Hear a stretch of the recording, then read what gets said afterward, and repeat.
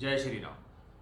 शनिदेव होने जा रहे हैं वक्री 30 जून 2024 को और 14 नवंबर 2024 तक शनिदेव वक्री रहेंगे। इस वक्री होने का आपकी राशि पर क्या प्रभाव होगा, इसका विस्तार से जानकारी आज आपको इस वीडियो में के माध्यम से मिलने वाली है। जब भी शनि, मंगल और बृहस्पति जो कि लगभग प्रत्येक वर्ष वक्री होते हैं, ये सूर्य की गति के कारण वक्री होते हैं। यानी जब भी ये तीनों ग्रह सूर्य से दूर चले जाते हैं, सामान्य तौर पर 120 से लेकर 190 डिग्री के दूरी अगर सूर्य की शनि, मंगल या बृहस्पति से बनती है तो शास्त्र के अनुसार इन तीनों को बाह्य ग्रह कहा गया है और सूर्य से दूर होने के कारण वक्री होते हैं।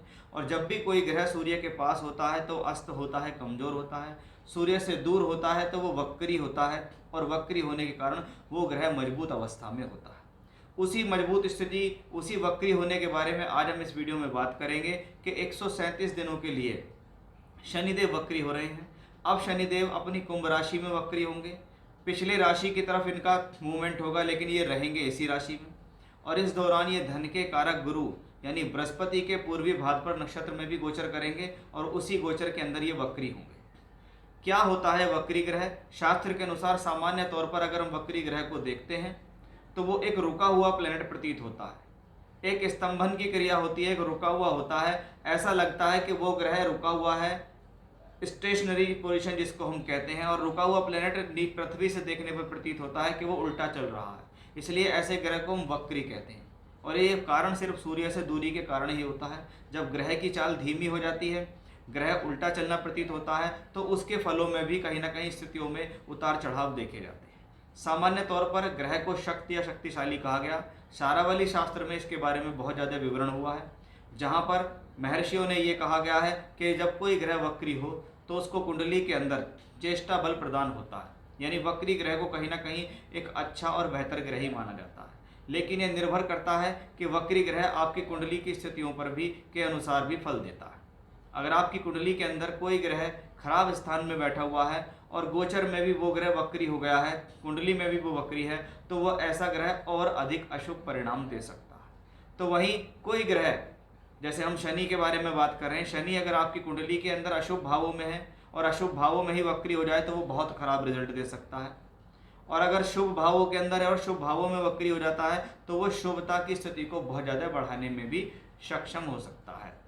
तो ये चीज़ भी हमें अपनी कुंडली के अंदर जरूर देखनी चाहिए। अगर आपके पास अपनी कुंडली है तो आप उसमें देखिएगा कि शनि आपकी राशि में कहाँ कैसी। जिन लोगों पर शनि की दशा चल रही है, महादशा, अंतर प्रत्यंतर, शनि की 7.5 चल रही है, शनि की ढैया चल रही है, उन लोगों पर इसका ज़्यादा प्रभाव देखा जाता है। क्योंकि शनि कर्म कारक है। कर्म कारक ग्रह जब उल्टी गति में चले तो वो एक तो पहले से ही स्लो प्लैनेट है, शनि को धीमी गति का ग्रह कहा जाता है, और वो कर्म का कारक भी हो गया।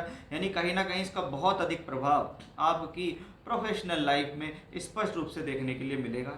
साथ ही साथ शनि या धन के कारक गुरु के उसमें भी होंगे, इसलिए कहीं ना कहीं धन से संबंधित स्थितियों के लिए भी यहाँ पर कुछ ना कुछ घटना देखी जाएगी। अब किसके लिए कितना शुभ है अशुभ, वो तो उसकी राशि से ही पता लगेगा कि भी जिसके लिए वो शुभ है उसके लिए उसकी प्रोफेशनल लाइफ भी अच्छी और धन की स्थिति भी बेहतर, और जिनके लिए ये अशुभ है उनके लिए उसके कर्म कार्य क्षेत्र, धन की स्थितियों पर भी कहीं ना कहीं प्रॉब्लम आएगी। सभी के लिए कुछ कॉमन उपाय मैं आपको बता रहा हूँ कि जब तक शनि वक्री और अगर आपको किसी प्रकार की प्रॉब्लम होती है, ऐसी स्थिति में आप एक स्टील के लोटे में जल भरकर उसमें थोड़े से काले तिल डालकर अगर शिवलिंग पर त्र्यंबकम मंत्र का जाप करते हुए जल चढ़ाते हैं रोजाना तो आपको काफ़ी रिलीफ मिलता है।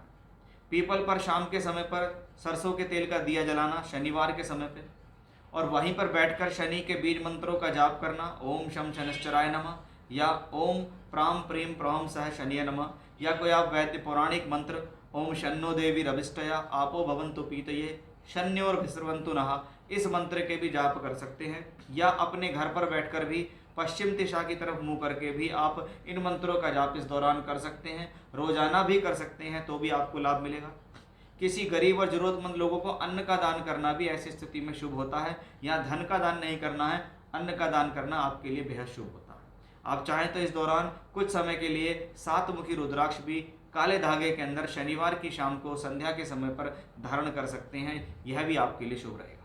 अब देखते हैं कि आपकी राशि के अनुसार शनि जब वक्री होंगे तो क्या प्रभाव होगा, क्योंकि ये वो प्रभाव था जो कॉमन सभी राशियों पर देखा जाता है, और यही वो उपाय थे जो कॉमन सभी राशि कर भी सकती हैं। अब स्पेशली देखते हैं कि आपकी राशि पर इसका क्या प्रभाव होने वाला है। ये देखते हैं कि तुला राशि के जातकों पर इसका क्या प्रभाव होगा। तुला राशि, आपकी राशि से शनि चौथे और पांचवें घर के स्वामी हैं, यानी शनि का परिवर्तन, मार्गी होना, वक्री होना, शनि की किसी भी चाल में जाना कहीं ना कहीं इन चौथे और पांचवें घर से संबंधित फलों को एक्टिवेट करता है। यहाँ पर शनि चौथा घर के मालिक हैं, तो भूमि, जमीन जायदाद, प्रॉपर्टी, चल संपत्ति, घर का सुख, ये सब चौथे घर से देखा जाता है। पंचम भाव के मालिक हैं, तो शिक्षा, विद्या, बुद्धि, निर्णय, प्रेम संबंध पंचम भाव से देखे जाते हैं। राशि से पंचम भाव में शनि चलता है तो शास्त्र कहता है ये शनि की पनौती है। शनि की पनौती का सीधा संबंध आपके पंचम भाव यानी आपके बुद्धि स्थान से है, जिसके लिए कहा जाता है कि यदि कोई ग्रह राशि से पंचम भाव में लंबे समय तक चले और वो ग्रह अशुभ हो तो ऐसा ग्रह आपसे जीवन में गलत निर्णय ले जाकर नुकसान करता है। ये है एग्जैक्ट शनि की पनौती। अब शनि पंचम भाव में कुंभ राशि के अंदर में अपनी वायु तत्व राशि में, यानी कहीं ना कहीं ऐसी स्थिति में व्यक्ति बहुत ज़्यादा सोच विचार करता है, सोचता बहुत है, उसके मन में ख्यालात बहुत आते हैं, लेकिन उतना सोचने से ज़्यादा ज़रूरी है कि आप उससे ज़्यादा उन चीज़ों पे वर्क करें।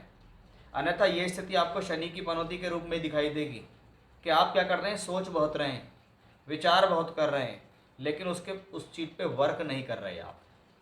अब शनि पंचम भाव में वक्री हो जाते हैं। कहा जाता है कि जिस भाव का स्वामी जिस भाव में बैठा हो वो भाव बली होता है, उस भाव के पूर्ण फल मिलते हैं। कि शनि पांचवें घर में है तो कह सकते हैं शिक्षा, विद्या, बुद्धि के लिए ठीक है। अपना एक टारगेट रखो, एक एम रखो, उस पर लगातार कार्य करते रहो तो पांचवा घर शुभ है। अब पांचवा घर में वक्री ग्रह हो जाए शनि, यानी वो प्लेनेट और ज़्यादा बली हो गया। इसको क्या कहते हैं, बुद्धि तो है लेकिन अति बुद्धि होना भी गलत है। ज़रूरत से ज़्यादा किसी पे ज्ञान लगाना गलत है। ज़रूरत से ज़्यादा अपने आप को होशियार रखना ये भी गलत है। ज़रूरत से ज़्यादा अपने आप को ये दिखाना कि मैं ज़्यादा सुपर माइंड हूँ, मैं बहुत अच्छा डिसीजन लेता हूँ, मेरे से अच्छी कोई एजुकेशन नहीं कर सकता, मेरे से अच्छा कोई निर्णय नहीं ले सकता, मैं ही होशियार हूँ, ये वक्री होने से आपको दिखाई देगा। यानी आपको सबसे पहले ओवर कॉन्फिडेंस से इन 137 दिनों में बचना होगा, क्योंकि शनि मित्र हैं, अच्छे भाव में बैठे हैं, अच्छे भावों के मालिक हैं। इसका मतलब सीधी सीधी बात है, ये ग्रह बुरा नहीं चाहता, लेकिन जब ये वक्रियों के पंचम में होता है तो ये आपका एग्ज़ाम भी लेता है। उस एग्ज़ाम में आप पास हो गए या फेल, या आप इन चीज़ों को ध्यान रखना पड़ेगा। मुझे अपने काम से काम रखना है, मैंने जो एजुकेशन पकड़ी हुई है मैं उस पर ध्यान दूंगा, मैं जो नौकरी या व्यापार कर रहा हूँ उस पर मेरा पूरा ध्यान रहेगा, मैं एक्स्ट्राऑर्डिनरी चीज़ों के चक्कर में नहीं पड़ूंगा, मैं किसी लोभ लालच में जाऊँगा, मैं कोई शॉर्टकट्स नहीं अपनाऊँगा। जब तक शनि वक्री रहेंगे मैं ऐसा कोई काम नहीं करूँगा। अदरवाइज शनि की पनौती में शनि वक्री होकर आपसे आपके ही निर्णयों के द्वारा नुकसान करा देंगे। फिर आप कहेंगे कि शनि की पनौती, और एग्जैक्टली आप उस चीज़ों को समझे ही नहीं। जब समझे नहीं तो आप उसको पनौती कह लो, ढैया कह लो, 7.5 कह लो। आप उस चीज़ को समझ जाएंगे तो उस पर वर्क करना शुरू कर देंगे, क्योंकि शनि क्या है, श्रम कारक हैं, मेहनत के कारक हैं शनि। वो मेहनत और टारगेट को पसंद करते हैं, ना कि इधर उधर की फिजूल बातों को। पंचमेश पंचम में है, अपने आप को कोई ज़रूरत नहीं है एक्स्ट्रा ऑर्डिनरी साबित करने की, कोई ज़रूरत नहीं है लोभ लालच की, किसी भी तरीके की आपको कोई आवश्यकता नहीं है। आप सीधा सीधा एक बात ध्यान रखें कि हम जिस टारगेट पे हैं उस पर वर्क करेंगे, हम ट्रैक से नहीं हटेंगे। मेन बात ये है, आप अगर ट्रैक से नहीं हटते हैं तो ये स्थिति एजुकेशनली, बुद्धि के लिए, निर्णय के लिए, ज्ञान के लिए शुभ है, संतान के लिए शुभ है, विवाह वैवाहिक संबंधों के लिए ठीक है, लाभ के लिए ठीक है, क्योंकि लाभ और धन भाव पर शनि की लगातार दृष्टि जाती है। आप इस दौरान एक ही चीज़ का ध्यान रखना कि अगर आपने कोई गलती की है तो ही ये प्लेनेट आपको नुकसान दे रहा है, क्योंकि शनि कर्मों का कारक है, और कर्म कारक ग्रह इंतजार करता है कि आपके कैसे कर्म हैं, आपने कैसे कर्म किए हैं, आप कैसे कर्मों में इन्वॉल्व हैं।